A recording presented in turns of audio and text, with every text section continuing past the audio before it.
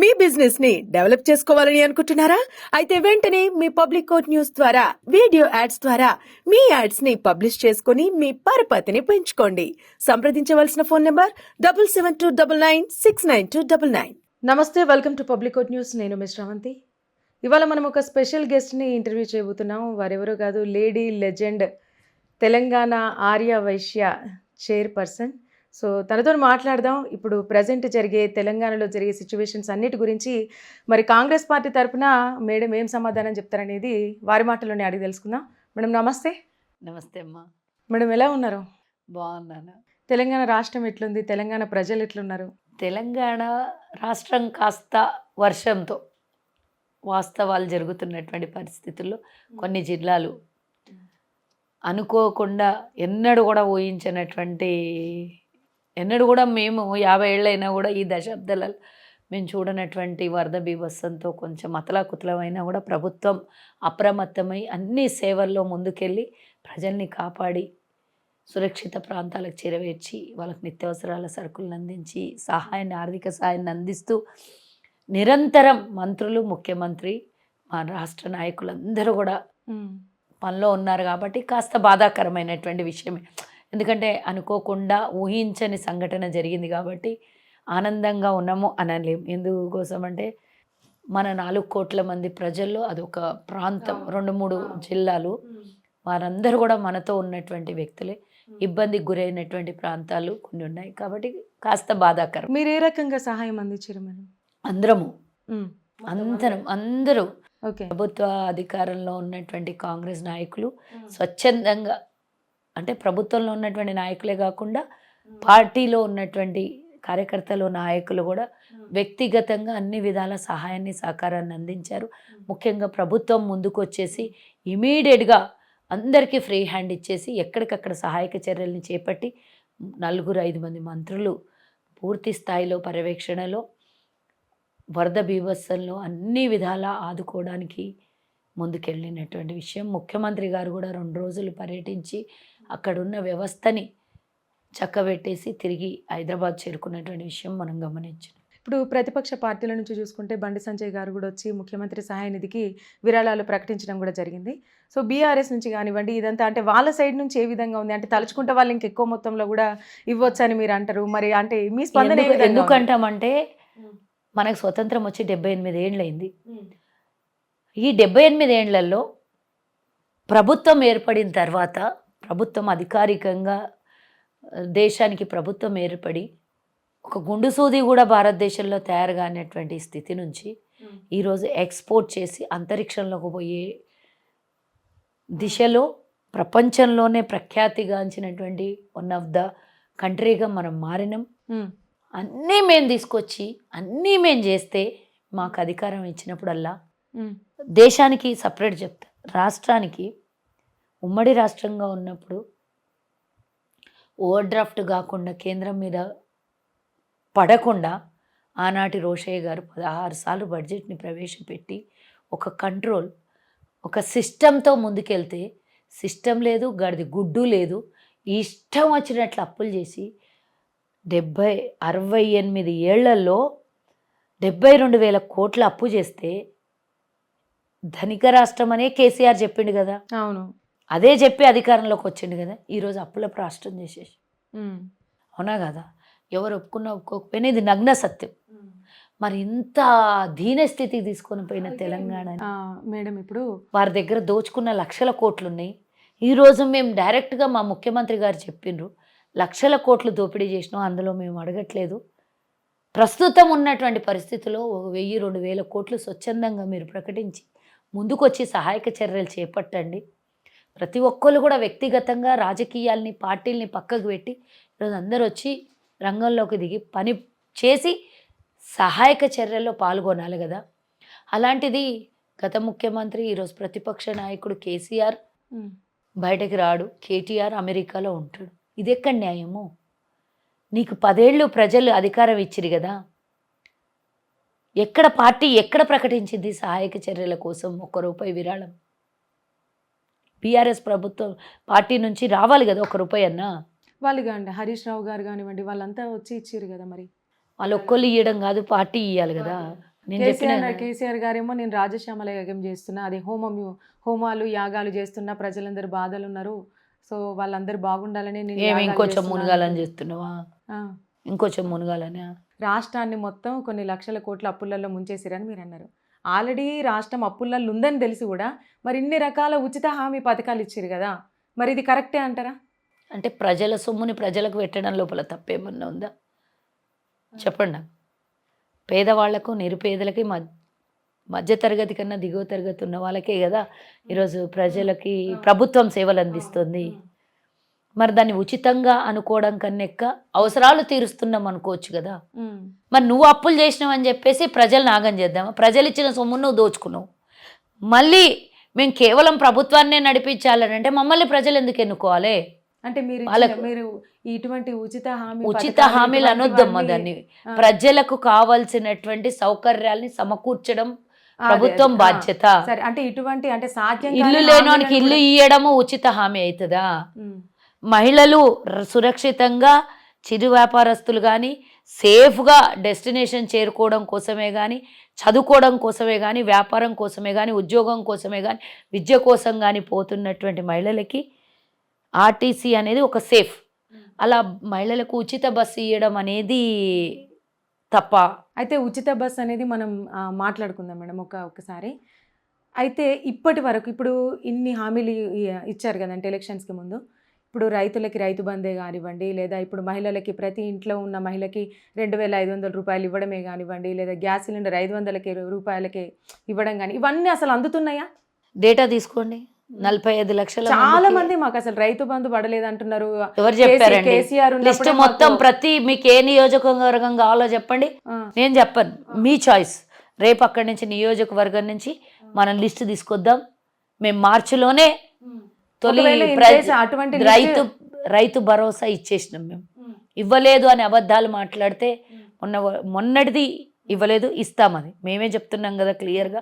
ముందుది already ఇచ్చేసినాం, ప్రతి ఒక్కళ్ళ clear కానీ అయింది. లేట్ అవుతుంది. బలిసినోనికి జూన్కి ఇయ్యలేదు, ముందే పడాల్సింది. బలిసినోనికి ఇయ్యలేదు, Okay. బలహీనుడికి ఇచ్చింది కాంగ్రెస్ ప్రభుత్వం. ఉమ్, అంటే వ్యక్తిగతంగా కాదు, ఆర్థికంగా బలహీనుడికి ప్రభుత్వం ఆదుకుంటుంది. ఉమ్. ఇప్పుడు మహిళలు రోడ్లకి, కూడా చాలా మంది చెట్లకి, గుట్టలకి, పుట్టలకి, బినామీలకి, అడవులకి మేము రైతు భరోసా ఇవ్వలేదమ్మా. ఓకే. రైతుకి, నిజమైన రైతుకి, చిన్న సన్నకారు రైతుకి మేము రైతు భరోసా ఇచ్చినాం. ఇప్పుడు ఇప్పుడు వచ్చే దాంట్లో కూలీ రైతుకి ఇస్తాం, బరాబర్ ఇస్తాం, ఇచ్చిన హామీల్ని నెరవేరుస్తాం. ఇది కాంగ్రెస్ 100 రోజుల్లో పూర్తి చేస్తామన్నారు కదా, మరి అవును, బాగానే కాస్త రోజులు లేట్ time అయింది కానీ తీసుకుంటున్నారు. వాళ్ళలాగా 10 ఏళ్ళు కాలేదు కదా, 10 నెలలు కూడా కాలేదు మా ప్రభుత్వం వచ్చి. మేము పూర్తి చేస్తామన్నాం. మేము 3.5 లక్షల కోట్లే అప్పు అనుకున్నాం, కానీ నెలకి 7,000 కోట్లు వడ్డీలు కట్టే దరిద్రం మాకు పట్టింది. అదే 3,500 కోట్లు అనుకుంటే 3,500 మాకు అదనంగా ఇచ్చినటువంటి హామీలు నెరవేర్చడానికి మాకు డబ్బు మిగులుతుండే. ఈరోజు తిన్నా తినకుండా అదేమో అంటారు, ఇంటి పెద్దోడు కుటుంబాన్ని పోషించాలి అని అంటే ఆర్థిక స్తోమత పరిస్థితులు బాగలేకున్నా కూడా వాళ్ళకి అన్నీ సమకూర్చాలి కాబట్టి అప్పు చేస్తాడా, కూలీ చేస్తాడా, నాలి చేస్తాడా, ఇంకేమైనా చేస్తాడా, కానీ కుటుంబానికి అన్నీ ఇవ్వాలి కదా, తప్పదు కదా కుటుంబ పెద్ద అయినప్పుడు. ఈరోజు మేము కుటుంబ పెద్ద స్థానంలో కూర్చున్నాం కాబట్టి, తెలంగాణ కుటుంబ పెద్ద స్థానంలో కూర్చున్నాం కాబట్టి ఇచ్చిన హామీలను నెరవేరుస్తూ కేసీఆర్ అప్పులు కట్టుకుంటూ ఈరోజు ప్రతి శాఖ నుంచి డబ్బులు తీసుకొని వచ్చి లాక్కొని 1వ తారీఖు కేసీఆర్ ముఖానికి ఎన్నడన్నా 1వ తారీఖు రోజు జీతాలు పడ్డాయి.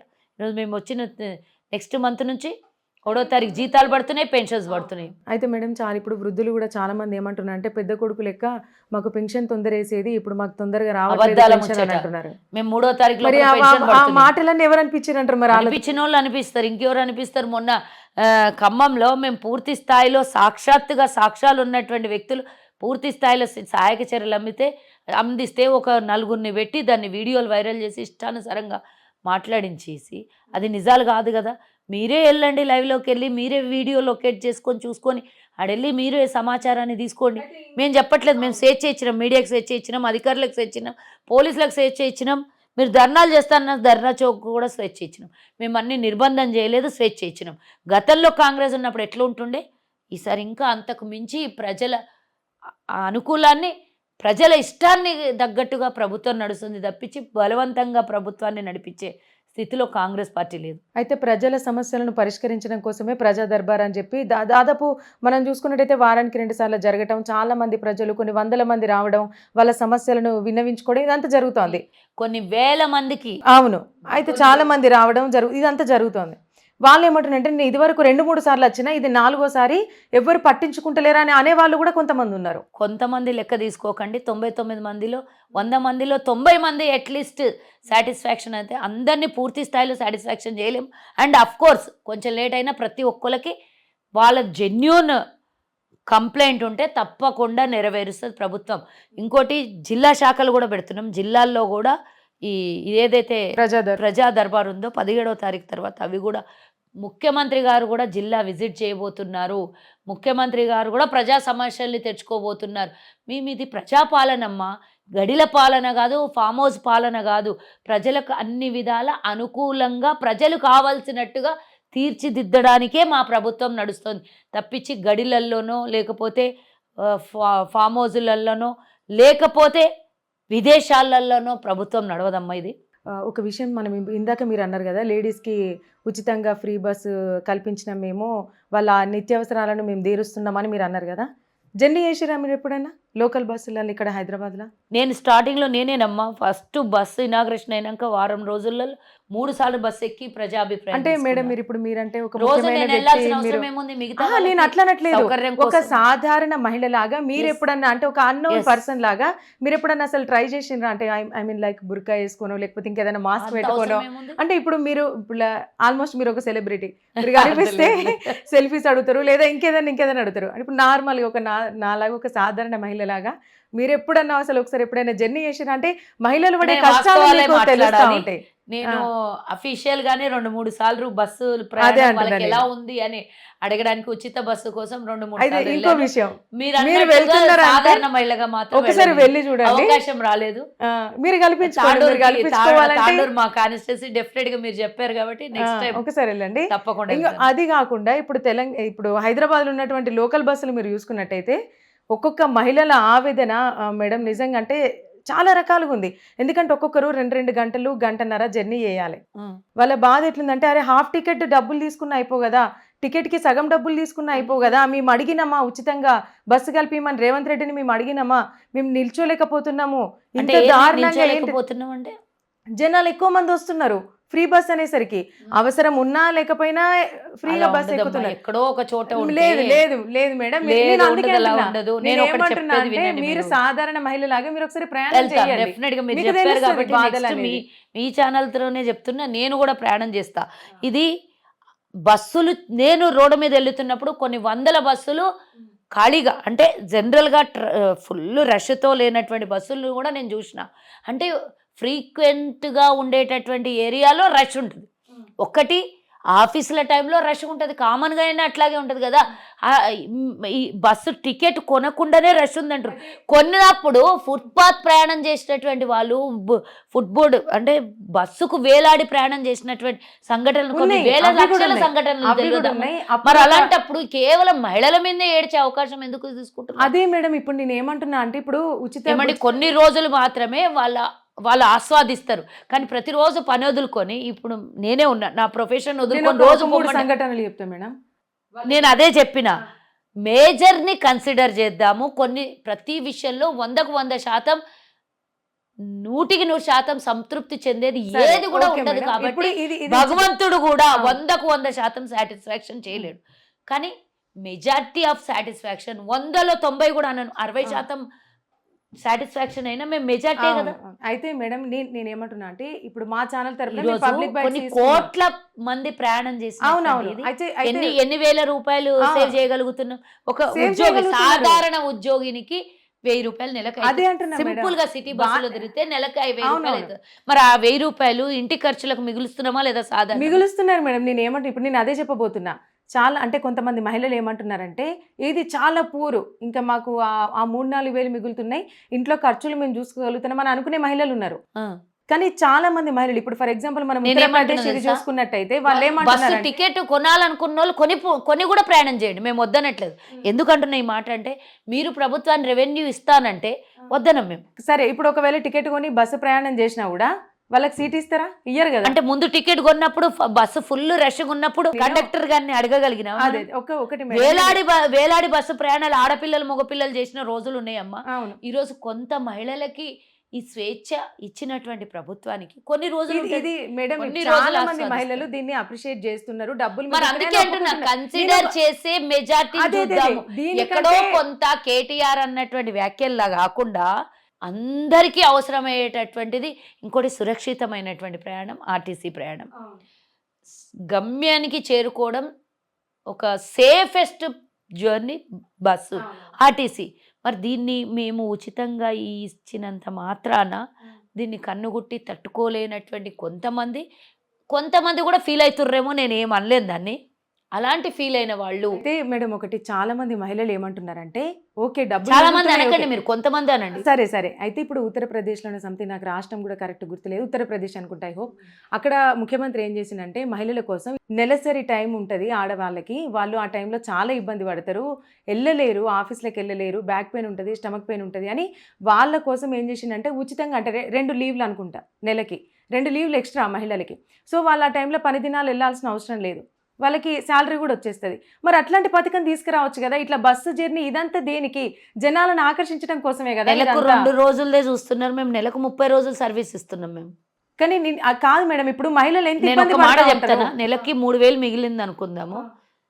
ఒకవేళ లీవ్ పెట్టుకుంటే 2 రోజులు శాలరీయే కట్ అవుతుంది. శాలరీ లేదు, శాలరీ వేస్తున్నారు వాళ్ళు. వినండి, ఒకవేళ మన తెలంగాణలో ఒకవేళ ఉచిత బస్సు వాడుకునే వాళ్ళకు 3000 మిగిలితే, సాధారణ చిన్న పేద వాళ్ళ గురించి చెప్తున్నా, 3000 మిగిలితే 2 రోజులు లీవ్ పెడితే మ్యాక్సిమం ఒక 1000 రూపాయల లోపలే వాళ్ళకి కట్ అవుతాయి. ఇంకో 2000 అదనంగా మేము ప్రాఫిట్ ఇస్తున్నాం కదా వాళ్ళకి. ఏది చేసినా ప్రజల కోసం అవసరమైన పనులే మేము చేస్తున్నాం. కానీ ఉత్తరప్రదేశ్ లాగా నేనంటున్నా, ఉత్తరప్రదేశ్ అడ్వైస్ తీసుకోవాల్సినటువంటి అవసరం లేదు. ఎన్నో అడ్వైజులు తెలంగాణకి ఇవ్వాల్సినటువంటి వాళ్ళు చాలామంది ఉన్నారు. ప్రజల అభిప్రాయాలను ఇమీడియట్గా ఇంప్లిమెంట్ చేస్తున్నాం మేము. నిన్న వేదిక మీద రేవంత్ రెడ్డి గారు, నేను కూడా ఉన్న వేదిక మీద రవీంద్ర భారతిలో జరిగినటువంటి చాకలి ఐలమ్మ ఇష్యూ మీద ఒక వ్యక్తి కోటి ఉమెన్స్ కాలేజ్ అని చాలా ఉంటాయి, చాలా ఉంటాయి. ముఖ్యమంత్రి గారు గమనించాలి అని అంటే ఎంబడే లేచి ముఖ్యమంత్రి గారు ఇంప్లిమెంట్ చేసి, ఎవరో ఒకటి చెప్పిండు నేనెందుకు చెయ్యాలి అని ఉక్రోషంతో చూద్దాంలే అని అనలేదు కదా. ఇమీడియట్గా యాక్షన్ తీసుకున్నాడు. అధికారులు లేకపోయినా మా మంత్రులు ఉన్నారు, దీని మీద యాక్షన్, దీన్ని చాకలి ఐలమ్మగా మార్చేయండి అనే ఆదేశాలు జారీ చేసిండ్రా లేదా? అట్లా చెప్పింది ఎక్కడైనా అవసరమైన చోట చెప్పింది తప్పకుండా వింటున్నారు. చాకలి ఐలమ్మ మనవరాలికి కూడా మహిళా కమిషన్లో మెంబర్గా తీసుకోమని ఆదేశాలని జారీ చేసిండ్రు. మరి ఇలాంటి ఏవైనా సజెషన్స్ మేము ఎంబడే ఇంప్లిమెంట్ చేసే సజెషన్స్ ఏవి ఉన్నా కూడా, ఎవరు అడిగినా కూడా ఎక్కడికడిగి రేవంత్ రెడ్డి గారు రోజు ఎక్కడికి వెళ్ళినా అక్కడ ఒక కొత్త పథకాన్ని వారు ప్రవేశపెడుతున్నారు. కొత్తగా ఎవరు ఏదైనా అడిగితే ఇమీడియట్గా దాని యాక్షన్ ప్లాన్ తీసుకుంటున్నారు. మరి రేపు పొద్దున ఇంకా అంతకన్నా మంచిగా చేయొచ్చేమో. ఉత్తరప్రదేశ్ అనే ఎగ్జాంపుల్ ఎందుకు తీసుకోవాలి? అంతకన్నా మంచిగా చేయొచ్చేమో మేము. అంటే ఇప్పుడు నేను ఒక సాధారణ Yes, ప్రజల మీరు చెప్పారు నుంచి కాబట్టి. నేను వచ్చిన కాబట్టి నేను నేను రోజు చూస్తా ఉంటాను మేడం. ఇప్పుడు for నేను అదే example చెప్తున్నా, మీరు అడిగాను కాబట్టి. అవును. మీరు ఉత్తరప్రదేశ్ ఎగ్జాంపుల్ తీసుకోకండి, మాకు కావాలని అడగండి. డెఫినెట్ గా ముఖ్యమంత్రి గారు స్పందిస్తారు దీని మీద. సరే, మా లేడీస్ అందరి తరపున మేడం డెఫినెట్ గా మీ మీరు అందరి ఖచ్చితంగా తరఫున దీనికోసం నుంచి కూడా మీరు నా కృషి చేయాలి. ముఖ్యమంత్రి గారికి కనీసం 2 రోజులు కాకపోయినా ఒక్క రోజు వచ్చినా కూడా చాలా మంది మహిళలు సంతోషపడతారు. నా తరఫు నుంచి ఒక మహిళగా అవును. నేను కూడా మా ప్రభుత్వాన్ని కోరుకుంటున్నా. Thank you so much madam. దీనికోసం మీరు చాలా కృషి చేయాలి. And, తప్పకుండా. అయితే ఇప్పుడు మహిళలకు ఉచిత ఈ బస్ అనేది ఇది మనం పక్కకు పెడితే, ఇప్పుడు హైడ్రా మెయిన్ ఎక్కడ చూసుకున్నా కూడా హైడ్రా రేవంత్ రెడ్డి గారు మధ్యలోనే వదిలేస్తారా? అంటే కొద్ది రోజుల వరకే ఇది హైడ్రామా అంటున్నారు. హైడ్రా కాదు, హైడ్రామా నడిపిస్తున్నారు. దేనికోసం డ్రామా ఇది? డ్రామా నడిపిస్తుండ్రు. డ్రామా అంటే దేనికోసం? తెలియదు నాకు. ఇప్పుడు మరి ప్రతిపక్ష వాళ్ళకే పార్టీల వాళ్ళని తెలియకుండా. అడిగితే వాళ్ళే, అంటే పర్సనల్ గా నేను అంటున్నా, మీరు నాకు అనట్లేదు. తెలియదు. వాళ్ళు దేనికోసం వాళ్ళు డ్రామా ఏమంటున్నారంటే, అంటున్నారో వాళ్ళు కూడా క్లియర్ గా చెప్పాలి కదా. ఇప్పుడు మీరు అన్నట్టు ఏవైతే అవసరమైనటువంటి పథకాలు ఉన్నాయో వాటన్నిటిని ఇంకా పూర్తిగా అమలు చేయలేదు. వాటిని దారి మళ్లించడం కోసం ఈ హై డ్రామాను మొదలు పెట్టుకున్నాడు. కేసీఆర్ ఫామ్ హౌస్ లాగా ఇక్కడ మూటలు కట్టుకుంటున్నాడు. డబ్బులని మూట కట్టుకోవడం కోసం ఈ హై డ్రామా మొదలు పెట్టుకున్నాడు. అక్కడ ఢిల్లీలో ఎప్పుడు బటన్ నొక్కితే అప్పుడు ఇక్కడ నుంచి రేవంత్ రెడ్డి రాష్ట్రాన్ని ఇక్కడ నుంచి ఖాళీ చేసుడు ఖాయమైన పదవి కనీసం ఒక 1 year కూడా ఉంటుందో ఉండదో ఇటువంటి వ్యాఖ్యలు ఇట్లా చేస్తున్నారు 1 year ఉండదు అన్నప్పుడు మళ్ళీ నేను చెప్తున్నా, వాళ్ళకి హెచ్చరిస్తున్నా. నేను వాళ్ళని బూతులు తిట్టలేకపోయినా మీ ఛానల్ ద్వారా నేను చెప్తున్నా, 1 year ఉంటుందో లేదో కాదు, ఇంకోసారి ఇట్లాంటి చట్టబద్ధమయంగా మేము ఈరోజు ప్రజలు ఇచ్చిన తీర్పుతోని అధికారంలో కూర్చున్నాం. మళ్ళీ మా ప్రభుత్వం ఉంటుందా పడిపోతుందా అనే మాట మాట్లాడితే నాలుక కోస్తామని చెప్పండి. నేను బూతు తిట్టలేను, కానీ ఇదైతే హెచ్చరిస్తున్నా నేను. అంటే రేవంత్ రెడ్డి గారు అంటే మంచి వ్యక్తి, మంచి చేస్తుండు పాలన, కానీ జాతీయ పార్టీ నుంచి అంటే ఇప్పుడు కాంగ్రెస్ అంటే పార్టీ గతంలో కదా, 5 లోకల్ పార్టీ కాదు మేము కదా. ఒక్కోసారి మేము ప్రతిసారి 10 ఏళ్ళు పరిపాలనలో కంటిన్యూ ఉన్నాం. ప్రతిసారి మీడియోడు గొట్టంగాల్లో వచ్చి ఈరోజు ఉండి రేపు పోయేటోళ్ళు మీ పార్టీకి రేపు ఉనికి ఉంటుందా, విలీనం అయిపోయే పరిస్థితికి వస్తారా? మీకే దిక్కు దివాణా లేదు, చూసుకోండి ఫస్ట్. మా పార్టీ మీద, జాతీయ పార్టీ, మా స్వతంత్రం తెచ్చినటువంటి పార్టీ, 140 ఏళ్ల చరిత్ర, 139 సంవత్సరాల చరిత్ర ఉన్నటువంటి మా పార్టీ.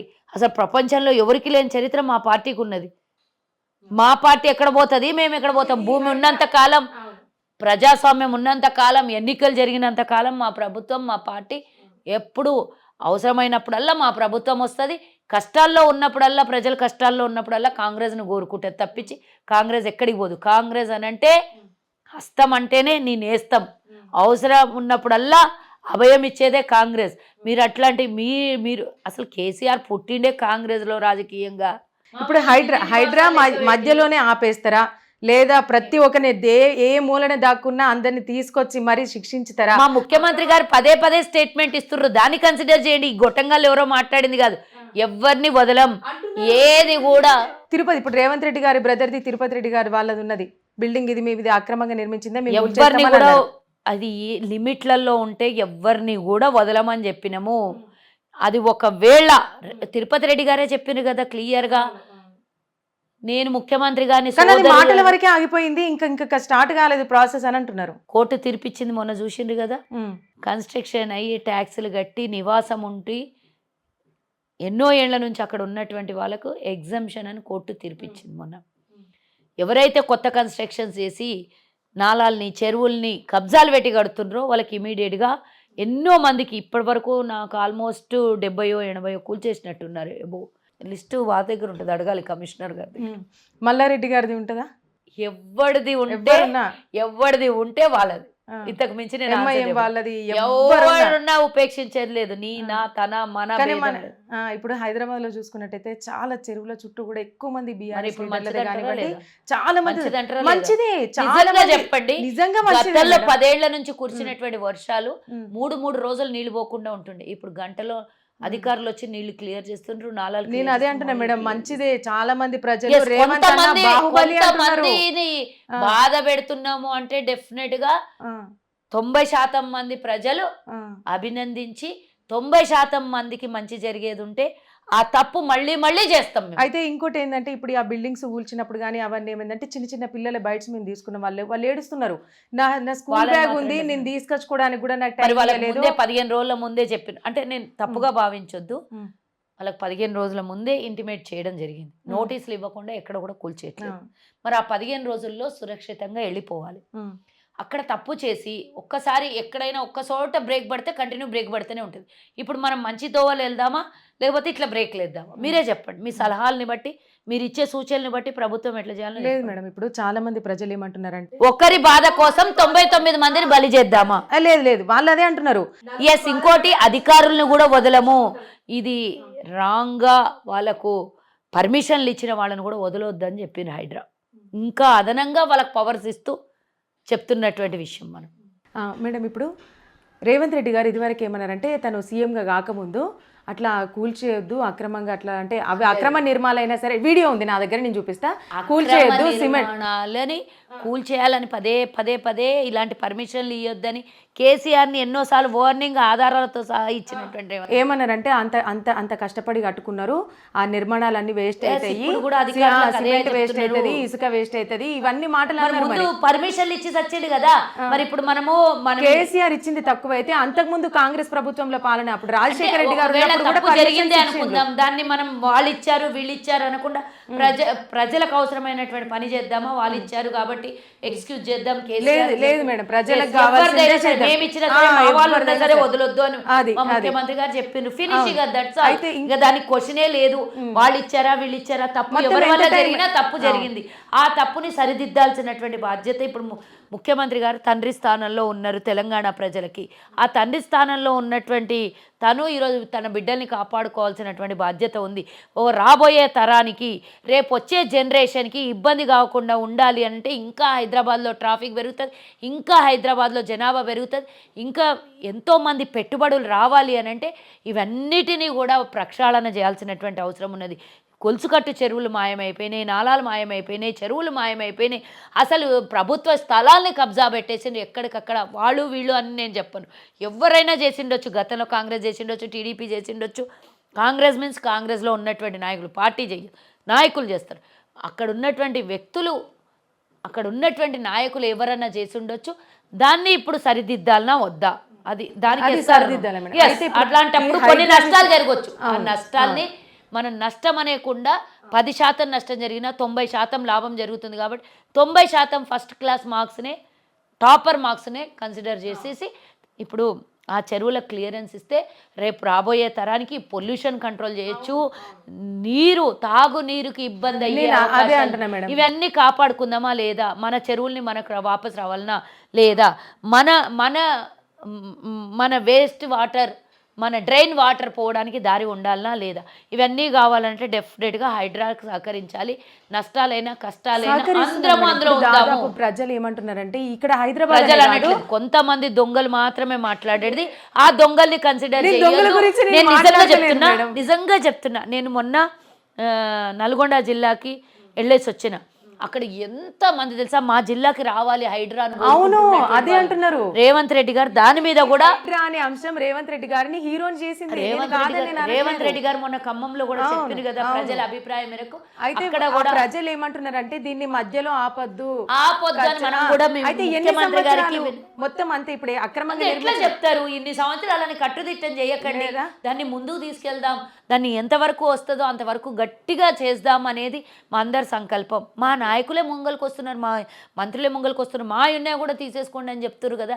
ఒక మంచి పని చేయడానికి కొంత నష్టమైనా పర్వాలేదు, అందరం సహకరి చెయ్యాలని మా ముఖ్యమంత్రి గారు కూడా మేము చెప్తున్నాం.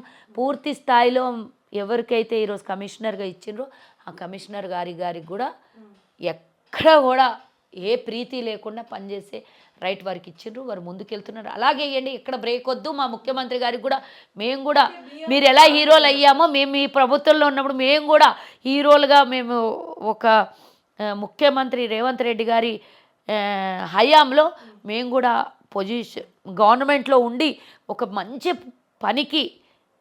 పని చేసినప్పుడు ఆ గవర్నమెంట్లో మేమున్నామని చెప్పుకోవడానికి రేపు పొద్దున్న రాబోయే తరాలకు మాకు కూడా అవకాశం ఉంటుంది. కాబట్టి ఎక్కడ ఆపొద్దు అని కూడా నేను విన్నవించుకుంటున్నా. బీఆర్ఎస్ పాలనలో చాలామంది లీడర్స్ అంటే బీఆర్ఎస్ లీడర్స్ అప్పుడు అక్రమంగా చాలా దోచుకున్నారు, చాలా సంపాదించుకున్నారు, చాలా భూములు కబ్జాలు చేసిరు అనేది వాస్తవమా కాదా? 100% వాస్తవం. మరి ఇప్పుడు మీరు ఏం చేస్తున్నారు మరి అట్లాంటి వాళ్ళందరినీ? ఒకటేసారి అయిపోతుంది అమ్మ. మొన్ననే నెల కూడా కాలేదు మొదలుపెట్టి అందరికి నోటీసులు పోతూనే ఉన్నాయి కదా. ఎట్లెట్లా నోటీసులు పోతే అట్లా పని జరుగుతూనే ఉంటుంది. ముఖ్యమంత్రి గారు క్లియర్గా చెప్పారు, ఎవరిని ఉపేక్షించాం, ఎవరిని కూడా వదలమని చెప్పారు. ఈ ఒక్క మాట సరిపోతుంది కదా. బీఆర్ఎస్ కాంగ్రెస్ బీజేపీనో టీడీపీ ఎవ్వరు లేదు. 10 మంది బీఆర్ఎస్ నాయకులు కాంగ్రెస్లోకి వచ్చారు. మీరు ఆకర్షించారా వాళ్ళంతటా వాళ్ళే వచ్చారా? ఇది ఆకర్షణ కాదు, అయస్కాంతము కాదు. ఎప్పుడైతే కాంగ్రెస్ ప్రభుత్వం పడగొడతాం పడేస్తాం అన్నారో అప్పటి వరకు మాకు ఉద్దేశం లేదు. 62 సీట్లు వచ్చిన కేసీఆరే 2014లో అధికారంలోకి వచ్చి ఎలాంటి డిస్టర్బెన్స్ లేకుండా 5 ఏళ్ళు పరిపాలన చేస్తే 66 మంది గెలిచిన మాకేం అభ్యంతరం ఉండే? మరి మమ్మల్ని అనవసరంగా కెలికి గోకి వాసన చూసారు కదా. ఇప్పుడు దానికి మొలం రాయాలి కదా, రాయాలా లేదా? గజ్జి తామరకు ఒక మొలం ఉంటుంది కదా, ఆ మొలమే 10 మంది. మేడం నాకు డౌట్, మీరు రాజకీయంలోకి వచ్చినాక వస్తాయా మీరు ఇటువంటి మాటలన్నీ, లేకపోతే ఆల్రెడీ ముందే వచ్చుంటాయి? అంటే దాదాపు మీ రాజకీయ నాయకులు అందరికీ కూడా మాటలు వస్తుంటాయి. అంటే మీరు అన్న ఆ ఒక్క తిట్టుని అర్థం చేసుకున్న తర్వాత అప్పుడు అర్థమవుతుంది దాని మీనింగ్ ఏంటిది అనేది. అన్న వెంటనే అర్థం కాదు అసలు ఆ పదానికి. అర్థం చేసుకోవాలి మరిగా. అదే చెప్తున్నా నేను. సరే, నిన్న పాడి కౌశిక్ రెడ్డి గారు చూసుకున్నట్టయితే చీర గాజులు నేను పంపిస్తా ఆ పార్టీలు కాంగ్రెస్ పార్టీలోకి పోయిన నాయకులకి అది అని చెప్పిండు. ఏమంటారు మరి? గతంలో వచ్చినాయి. BRS లో పంపించిండా వచ్చిన- చీర గాజులు ఏమో మరి కొరియర్ వాళ్ళకి అడగాలి, తెలుస్తుంది ఎక్కడికి పంపించిండే, ఎవరు అడ్రస్ పొరపాటున గతంలో 12 మంది పోయిన వాళ్ళకేమైనా పంపించిండేమో తెలియదు. కానీ ఒకసారి మహిళా సమాజాన్ని కించపరిచినటువంటి పాడి కౌశిక్ పాడిగట్టే పరిస్థితి దగ్గరకు వచ్చిందని మాత్రమైతే అర్థమైపోయింది. ఇక వినాశకాలే విపరీత బుద్ధి అంటారు కదా, పెరుగుట విరుగుట కొరకే అని కేటీఆర్ ఒలలో పడ్డ పాడి కౌశిక్ రెడ్డి రెచ్చిపోతూ నాకు రేటింగ్ పెరగాలి, నాకు పబ్లిసిటీ రావాలి, నేను మీడియా ముంగల గట్టిగా కనబడాలి, ఇదేదో అంటే స్వచ్ఛందంగా ఆయనకన్నా వచ్చి ఉండాలి ఈ ఆలోచన. లేకపోతే గతంలో ఒక 4 ఉసిగొలిపి మా మీద రెచ్చగొట్టిపిస్తుండే ఆ గువ్వల బాలరాజు, బాల్కాసు మను, శ్రీనివాస్ గౌడు, ఆయన ఇట్లాంటి వాళ్ళు 4-5 మంది ఎమ్మెల్యేలను ఉసిగొలిపిన అందరూ ఓడిపోయి ఈరోజు ఖతమైపోయారు. రేపు వచ్చే రాబోయే కాలంలో కౌశిక్ రెడ్డి కూడా గదే గతి పడుతుంది. ఇప్పుడు నేను ఒక్కటి చెప్తున్నమ్మా, మొన్న పోయినావు బీఆర్ఎస్లకి, నువ్వు ఎందుకు ఇంతగానో ఉలుకులకి పడుతున్నావు, ఎగిరెగిరి పడుతున్నావు అని నేను ఇంకా కొంచెం సీనియారిటీ రాని అనుభవపూర్వకంగా కేసీఆర్ ఏం వలేసిండో నేర్చుకున్న తర్వాత అది అవునా కాదా అని మెచ్యూర్డ్గా ఆలోచించి ముందుకు రా. వాళ్ళు వలేస్తే ఎగేసి పడ్డానికి వాళ్ళు నిన్ను బాగానే వాడుకుంటున్నారు. ఎస్, నేను చెప్పిన కదా 4 ఎగ్జాంపుల్ ఇచ్చిన కదా, బాగా వాడుకుంటున్నారు. వాడుకున్న తర్వాత వాత పెట్టి బయటికి దోలిస్తారు నిన్ను. లేకపోతే నీ స్వచ్ఛందంగా నేను యువకుణ్ణి, ఉడుకు రక్తం ఉన్నది, నేనంటే చాలామంది బీఆర్ఎస్ నాయకులు నా వెనకాల వచ్చిపోతారన్న, నీ వెనకాల రారు బాబు. కొన్ని రోజులు అయినాక నువ్వే అక్కడి నుంచి బయటికి వచ్చి ఏదో పరిస్థితికి వెళ్ళిపోతావు అని భయం అవుతుంది నీ ఆవేశం చూస్తుంటే. పాపం కొన్ని రోజులు మాత్రమే ఇది. నడమంత్రం శ్రీలాగా ఉన్నటువంటి పాడి కౌశిక్కి ఎప్పుడు పెద్దగా అవుతాయి, ఎప్పుడు పెరిగితివి, ఎప్పుడు పుడితివి, ఎందుకు ఇట్లాంటి పిచ్చి పిచ్చి మాటలు మాట్లాడుతున్నావు, నోటికి ఎంత వస్తే అంత మాట్లాడుతున్నావు. ఫస్ట్ ఆఫ్ ఆల్ మహిళల్నే టార్గెట్ చేస్తున్నాడు ఈయన ప్రతిసారి. అది ఏందో నాకు అర్థమవుతలేదు, తీయాలి ఈయన కథ ఏందో బయటికి తీయాలి. మమ్మల్ని ఎందుకు మహిళా సమాజాన్ని, ఎందుకంటే ఒకసారి గవర్నర్ని తిట్టి, ఒకసారి సీతక్కని అసెంబ్లీ సాక్షిగా అవమానించి, ఇప్పుడు మళ్ళీ పూర్తి స్థాయిలో తెలంగాణలో ఉన్నటువంటి కాదు ప్రపంచంలో ఉన్న మహిళల్ని, తెలుగు వాళ్ళని అవమానపరిచినట్టే నేను భావించిన. ఎందుకంటే చాతగాని దద్దమ్మ చీర గాజులు వేసుకోండి, గాజులు పంపిస్తున్నా అని ఇంకో మాట ఏదన్నా అన్నింటే పర్వాలేదు. అంటే చీర గాజులు వేసుకున్న ప్రతి ఒక్కరు చాతగానోళ్ళేనా? అంటే మహిళలందరూ చాతగానోళ్ళ?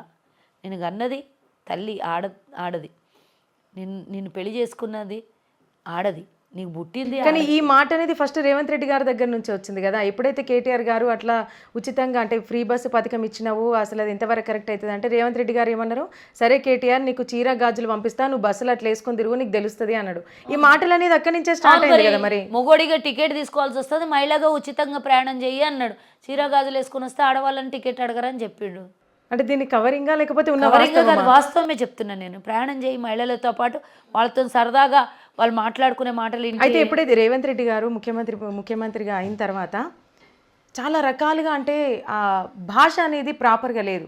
కేసీఆర్ని గారిని తిట్టడం కానివ్వండి, అటువంటి ఆ మాటలు అంటే ఒక ముఖ్యమంత్రి పదవిలుండి ఆ విధంగా మాట్లాడటం వల్ల జనాలు ఏం నేర్చుకుంటారు, రేపు రాబోయే తరం ఏం నేర్చుకుంటుంది? ఎస్, నేను దాన్ని నేను ఎంకరేజ్ చెయ్యను. బట్ కుక్క కాటుకు చెప్పు దెబ్బ అయితే ఇవ్వాలి కదా. కేసీఆర్ గతంలో మాట్లాడినటువంటి మాటలు ఒక్క ప్రెస్ మీట్లో నేను కౌంట్ చేసిన 100 తిట్లు, భూతు పురాణాలు ఉన్నాయి కేసీఆర్.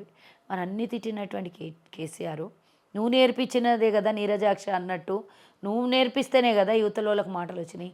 నువ్వు అంటే అనిపించుకోవడానికి మరీ మేమంతా ఎర్రి ఎంగలప్పలమా? అది కూడా రేవంత్ రెడ్డి గారు ఊరుకుంటారా? నువ్వు అన్న మాటలకు అన్నిటికీ జవాబు చెప్పాల్సిందే కదా.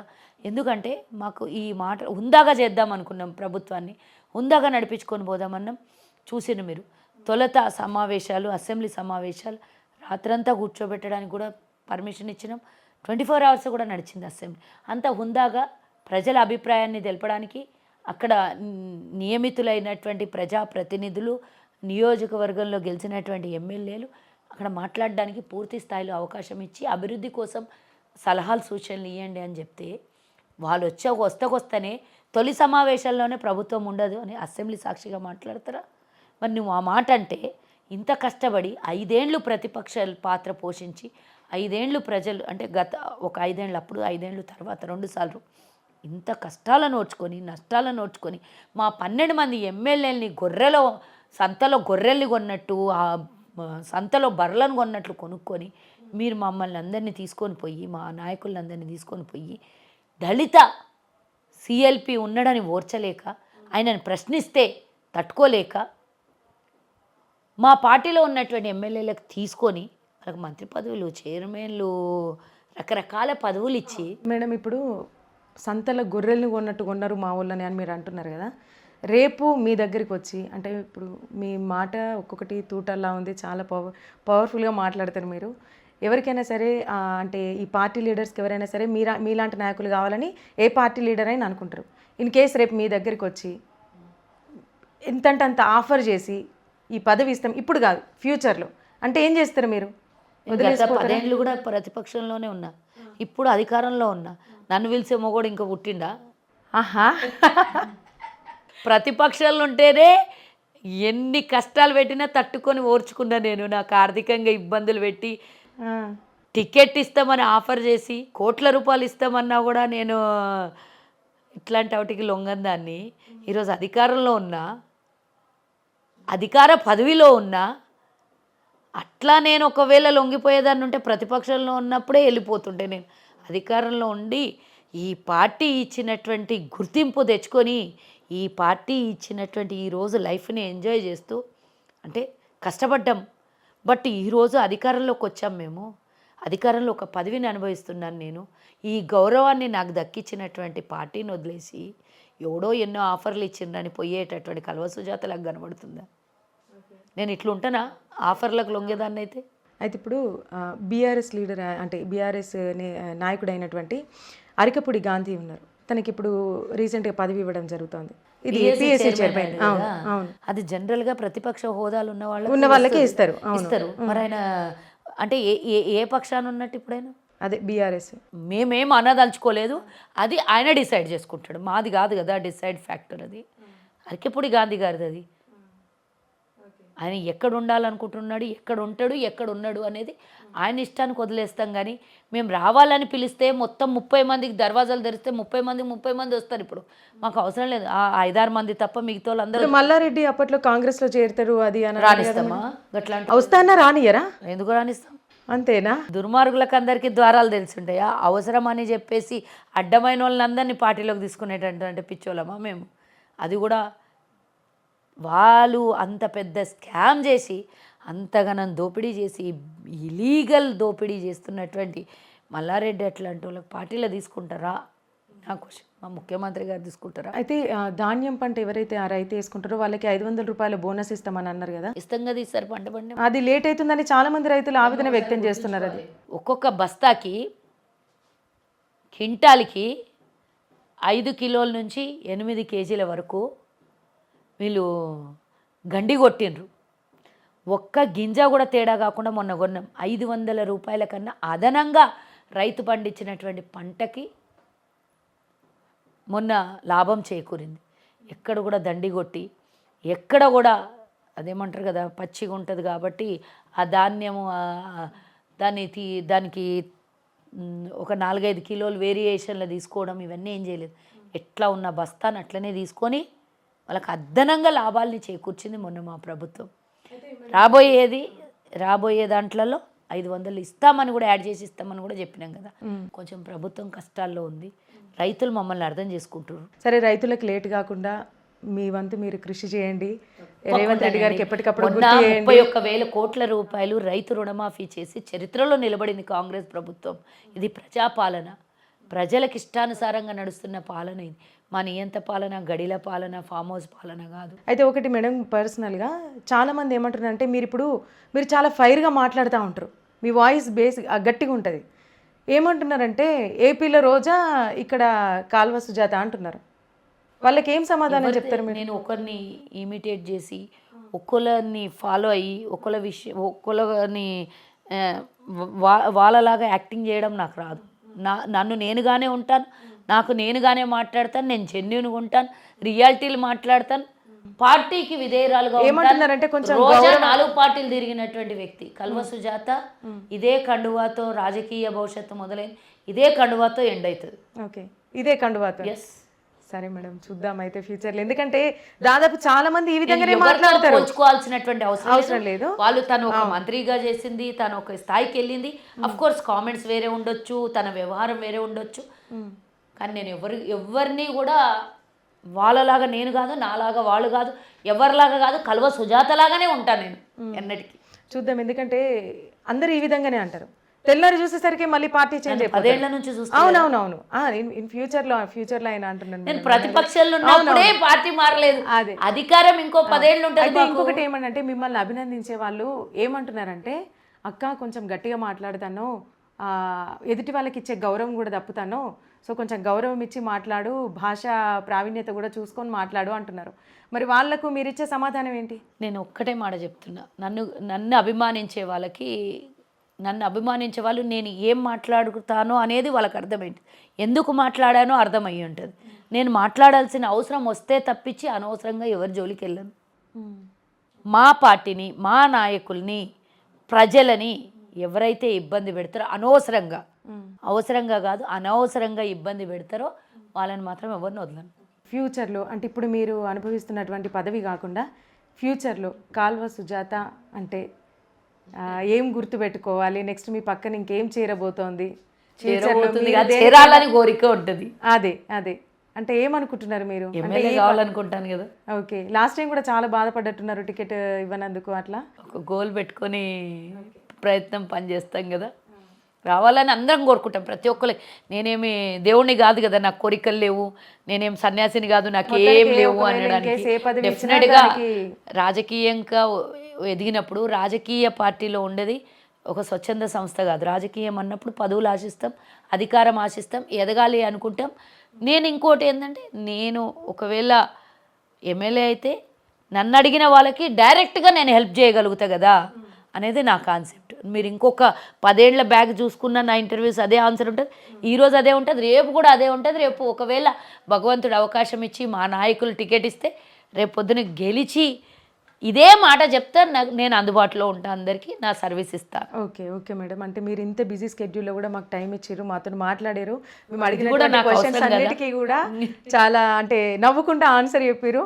అయితే ఇంకొక విషయం ఏంటంటే, మా ప్రజలందరి తరపున, మా అందరి తరపున మీరు ఎప్పటికప్పుడు రేవంత్ రెడ్డి గారికి గుర్తు చేయండి. ఇప్పుడు మహిళలకు కావాల్సినటువంటివే కానివ్వండి, లేదా రైతులు ఎవరికైనా సరే మీరు అడుగునా వాళ్ళకి గుర్తు చేస్తూ మీరు కూడా మా తరపున కృషి చేయండి, మీరు కూడా పోరాడండి అని మేము మనస్ఫూర్తిగా కోరుకుంటున్నాం madam. Thank you so much madam. So చూసారు కదండి కాల్వ సుజాత గారితో ఇంటర్వ్యూ. మీ విలువైన అభిప్రాయాలను కామెంట్ బాక్స్లో షేర్ చేయండి. చూస్తూనే ఉండండి పబ్లిక్ కోట్ న్యూస్.